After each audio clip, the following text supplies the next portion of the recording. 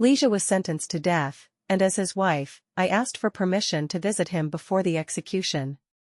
We faced each other through the glass, silent for a long time. He looked at me with cold eyes. I really regret it. I should have killed you right then. I smiled like a victor and said, it's a pity that you didn't have that chance. Chapter 1. The first time Leisha and I met was at his ex-wife's funeral. His ex-wife was Zhou Feiran, who had saved my cousin's life in college. Many years passed, even though they were married, in my cousin's heart, she was still the bright moon that could not be touched. It was a pity that her fate was so cruel. She accidentally fell off a cliff when she was young and was 3 months pregnant. She fell into a deep abyss, at the bottom of a cliff full of wild animals, and it is said that they could not even find her body. I went to her funeral with my cousin. There were 2 men, one was in pain, the other was silent. At the funeral, Leisha held Zhou Feiran's urn, and was easily recognizable. He was wearing a black suit, with a white flower pinned to his chest, and looked tall and elegant. I had noticed him at first sight.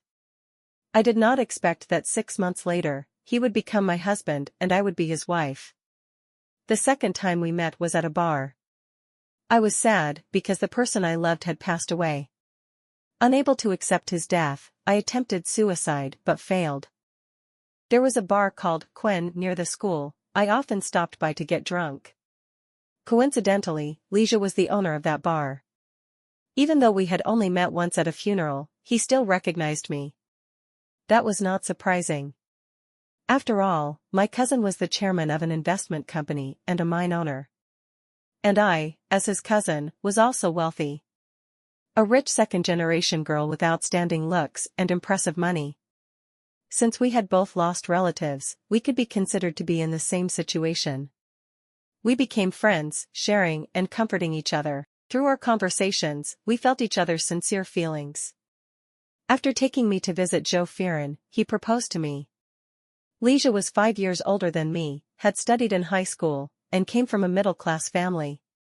Moreover, his wife had just passed away. I knew my parents would not accept this marriage. But I still agreed to marry him. Hiding it from my family, we quietly registered our marriage. Ever since we got our marriage certificate, many strange things happened. We started our life as a young couple. But then Leisha's phone kept ringing at unusual times. At first, neither of us paid any attention, but the phone kept ringing. With no other choice, he had to stand up to look at his phone. As soon as he picked up the phone, his expression became stiff. Under the light of the phone, I saw that his face was gloomy. In the time we knew each other, I had never seen him with such a look. I curiously walked over and asked, "What's the matter?" When I asked him out of surprise, he quickly covered the phone screen. "Nothing, just spam." What is he hiding? And why are there so many spam messages? His face looked very ugly, something was clearly wrong. I was angry and skipped my meal.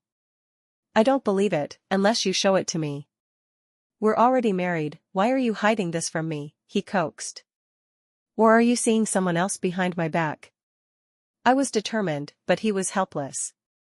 "Your imagination is really rich." He handed me the phone affectionately. "Look, I'm not hiding anything from you." I smiled with satisfaction, took the phone.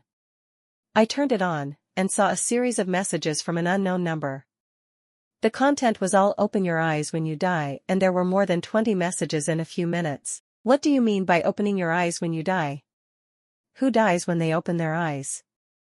I looked at Leisha suspiciously. "How do you know?" "I don't know who sends these strange messages late at night." He picked up the glass of lemonade I was about to give him a sip of. Seeing his calm expression, the image of Zhou Feiran appeared in my mind. She was the only person related to him who had just passed away.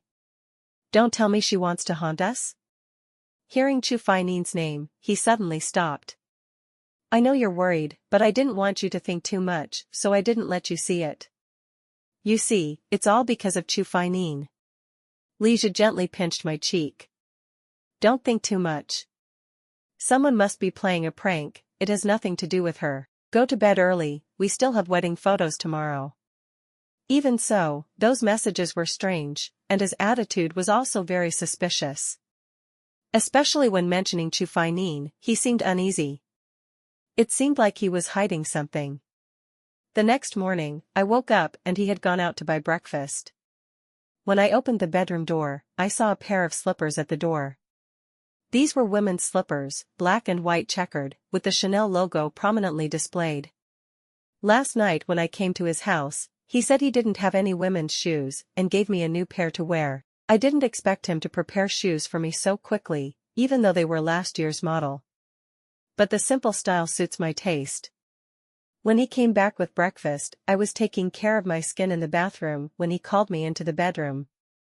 I looked at him, smiled, and showed him the shoes. "Honey, I really like the shoes you gave me. They look so beautiful when you put them on. I accidentally put some essential oil on them, and they feel a little uncomfortable." Seeing the shoes, the smile on his face froze. He stepped closer, looking closely with suspicion. His eyes suddenly widened when he saw a small oil stain on the right shoe. "You said you put essential oil on them?" I nodded. "I accidentally did it. What happened?" "No way, how could it be such a coincidence?" He whispered in a low voice, with a slight tremor that was unnoticeable. "What are you talking about?" I felt that he seemed a little bewildered. "Didn't you leave it in front of the bedroom door for me? Why do you look like you've seen a ghost?" He shook his head. "I didn't leave it there. I gave Feiran this pair of shoes before. That time, she also accidentally dropped a drop of essential oil on her shoes, just like that." When he said that, I suddenly felt a cold air coming from the shoes I was wearing. What a coincidence. Even my actions were similar to hers. This thought made me shiver. I immediately kicked the shoes away and threw them. "Put them away. If you don't leave the shoes there, who can enter your house?" He picked up the shoes and threw them into the trash bag. "Eat breakfast, then go take pictures. I'll check the camera when I have time." After this incident, neither of us had any appetite, so we just ate quickly and went out. When he left the house, Leisha threw the trash bag containing the shoes into the nearby garbage disposal station. At that moment, his phone rang, and he seemed annoyed. Seeing me waiting, he quickly hung up. Before leaving, I still felt scared when I looked back at that trash bag. During the wedding photo shoot, Leisha seemed very distracted. I knew he was still thinking about what happened this morning. The previous messages and his strange reaction made me feel like he was hiding something from me. But obviously I couldn't ask him clearly. While he was taking photos alone, the makeup artist pulled me out to prepare for the outdoor scene. The scenery outside was Leisha's hometown, Shirley Village. Shirley Village was famous for its peaceful and simple scenery. He also wanted to take me to visit his mother, so we decided to film here. When I was ready, I saw Leisha waiting in the photo crew's car. When he saw me, he smiled. But the smile gradually faded. "What's wrong? Is something wrong?" He sighed, his eyes showing a troubled look. When she took her wedding photos with Feiran, she also wore this white rose jewelry set. Once again, it was a strange coincidence. But I didn't care much and didn't change anything. I didn't expect even the jewelry to be the same as hers. White roses symbolize eternal love. I chose this set because I hope we can be together forever. As soon as I finished speaking, Leisha suddenly grabbed my hand tightly. I could feel the cold sweat coming from his hand. He looked at me, his eyes filled with confusion. "What did you just say?" I also looked at him in surprise. "You said that white roses symbolize eternal love, hoping that we can be together forever." Leisha's face seemed to have broken down, he stared at me, his eyes filled with fear. That sentence. Feiran also said the same thing. "Just like you." I shivered. The same actions, the same words. It was scary to think about. Ever since we got married, I seem to have become her shadow. "Do you think I'm possessed by a spirit?" I asked. "Otherwise, why would you do and say the same things as her?" Leisha's eyes darkened. After a long while, he let out a soft sigh. Feiran passed away before her body was completely intact. I invited a priest to perform a ceremony for her liberation. This matter has nothing to do with you. Don't scare yourself anymore. He still thought it was all just a coincidence. But there weren't many coincidences like that in the world. It was obvious that he saw something in me, but he didn't dare to say it. When we returned to Shirley Village, I picked up the jewelry.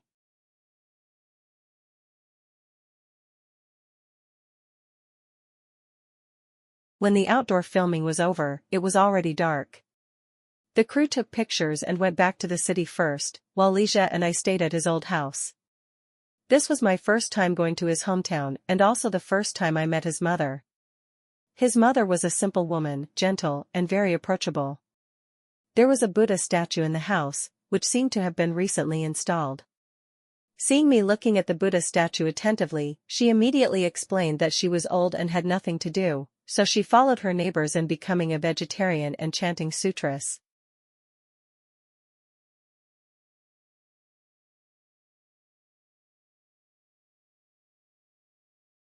That night, after dinner, I sat with Ligia and his mother to watch a movie for a while, before resting. When I was already lying on the bed, half awake and half asleep, Ligia called me a few times in a hesitant voice. My sleepiness immediately disappeared. His actions were stranger than usual. He had been very strange all day. What did he want to do? I tried not to answer. He quietly stood up and left the room. I put on my coat and carefully followed. Under the dim moonlight, I followed his figure from afar, not daring to get close. Ligia walked around to the back of the old house, where there was a garden surrounded by a stone wall. I hid behind a nearby bush, quietly observing. I saw him take out his phone, turn on the flashlight, and walk towards a well in the middle of the vegetable garden. It was an octagonal well. The mouth of the well was sealed with heavy stones and chains. The well looked very strange. Ligia carefully examined the well. It's still intact, there's no way. After speaking, he took out a cigarette from his pocket, sat down next to the well, and lit it. Maybe I'm overthinking things, I thought to myself. He was about to stand up when the phone rang. Looking at the screen for a while, he took a long drag before picking up the phone. How many times have I sent you money for this? His voice was cold and terrifying, completely different from his usual self. I couldn't hear what was being said on the other end of the line. Ligia was angry, and turned up the volume. 500,000? I advise you not to go too far. The last time? I won't believe you anymore. If you don't destroy the video in front of me, I will force you into a corner. Not only will you not get the money, you will also go to jail. Think for yourself. After saying that, Ligia hung up without waiting for a response. When I saw him leave, I went back to the room first. On the way, I thought about the meaning of what he said at the well and the call just now. Perhaps he had been threatened and blackmailed many times. What did he mean by risking his life? Was he the one who sent those strange messages? Ligia gradually became a dangerous mystery to me. Perhaps I had never truly understood him. The next day, Ligia's mother asked him to go to the garden to pick beans for dinner. I took the opportunity to go with him. He did not object. When I got to the vegetable garden, I took the opportunity to take a few photos of the well and observed it more closely. This well was built recently, the cement was new, the lid had a cross engraved on it, it looked very simple. The well showed absolutely no signs of use. I tried to ask about the well. Auntie, is this well used for watering vegetables? Ligia's mother was slightly confused, but then smiled and replied. Yes, Xiaozha hired someone to dig it to water my vegetables. Then why lock it so tightly? Her eyes wavered slightly, and she sighed. Xiaozha meant well, but the feng shui of this well is broken. Ever since the well was dug, everyone has been uneasy. The feng shui master advised locking it to keep the peace. I didn't expect that mother and son would believe this. I nodded, pretending to understand. Ah, I see. Thinking about what Ligia said last night, I still felt that something was wrong. Returning to the city, I secretly sent a photo of the well to my cousin for analysis. Soon, there was a reply. It turned out that this octagonal well with a lock was used to seal souls.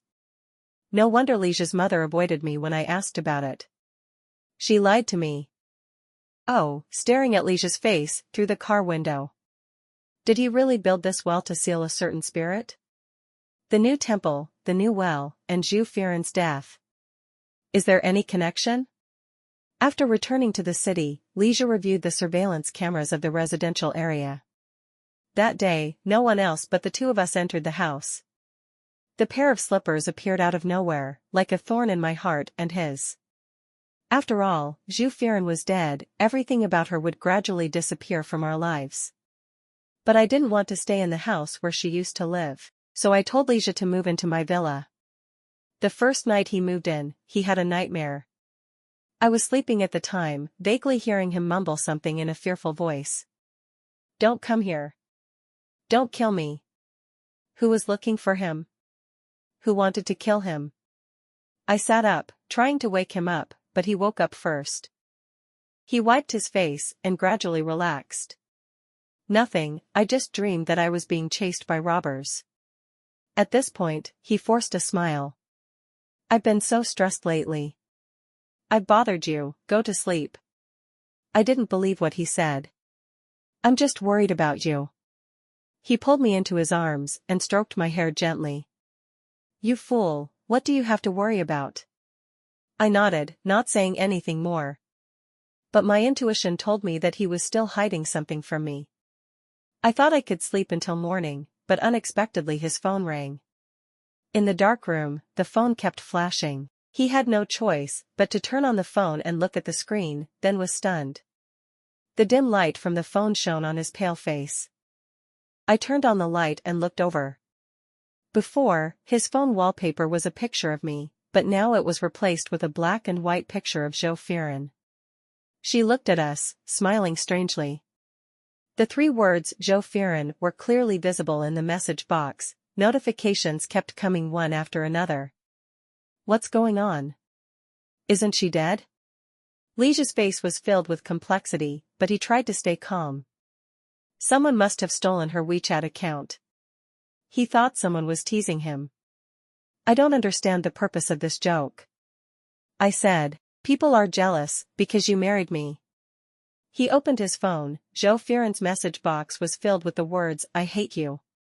Messages kept pouring in, like a storm. His hands trembled, his knuckles were white. Whether the sender was a human or a ghost was no longer important. The repeated words, "I hate you," are terrifying. He refused to give in, sending back a middle finger emoji, and added, "Don't play around." As soon as he sent it, the room lights suddenly went out. We pressed the switch, but there was no response. In the darkness, only the light from Lija's phone remained. At that moment, the message on the screen suddenly changed from "I hate you" to "I will always watch over you." She said you. My heart suddenly rose, as if there was really a pair of eyes watching us from the dark corner of the room. Suddenly, a video call was made from the other side. Although Lija's phone was silent, we were still shocked. Could it really be Zhou Feiran? We were both silent, holding our breaths as we stared at the phone screen. A dead person suddenly called us on WeChat. To say it wasn't scary would be a lie. But Lija was a brave man. Is it a person or a ghost? We must find out. After saying that, under my gaze, he resolutely pressed the answer button. On the other side of the video, it was pitch black, not a single figure in sight, not even a glimmer of light. At first, there was no sound from the other end of the line. After a while, a low argument sounded, like the sound of a tape being rewound. It was the sound of a man and a woman arguing, vaguely hearing the words, "deceitful," "bastard," and a few others, but the whole story couldn't be heard clearly. When the argument ended, only the whistling sound of wind came from the other end of the phone. Then, the video call was suddenly cut off, and the lights in the room turned back on. Under the light, Lija's face was pale, his whole body was covered in cold sweat. I was both scared and suspicious. Although I didn't hear the whole thing, I was sure that the man and woman arguing were Ligia and Zhou Feiran. Is that you and Zhou Feiran? Ligia was silent for a long time, then nodded. I didn't expect that she would record our argument. Weren't you two very close before? Why did you argue so harshly? The words I heard clearly weren't gentle words. Ligia was deep in thought, seemingly having a hard time speaking. He sighed. When I went to Thailand, I found out that Zhou Feiran had betrayed me. The child she was carrying wasn't yours. I couldn't believe my ears. According to my cousin, Zhou Feiran was a virtuous woman, not someone who would do wrong. Because of that, I filed for divorce from her and we had a very fierce argument. Because of the argument, she wanted to jump off the cliff, but unfortunately slipped and fell. I didn't expect that there was such a secret behind her death. Thinking back to everything that had just happened, I felt that something was wrong. It was clear that Zhou Feiran on WeChat knew our every move very well. The lights in the room kept turning on and off. Ligia's phone screen also changed inexplicably. Previously, only Zhou Feiran knew the content of their last conversation.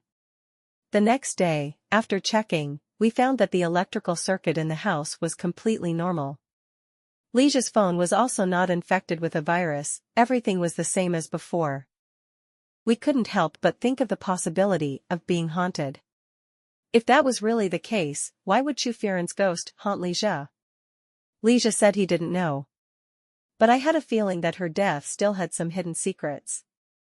A few days later, Ligia returned to Shirley Village alone. I didn't know what he did there, but when he returned, he looked more haggard and anxious than before.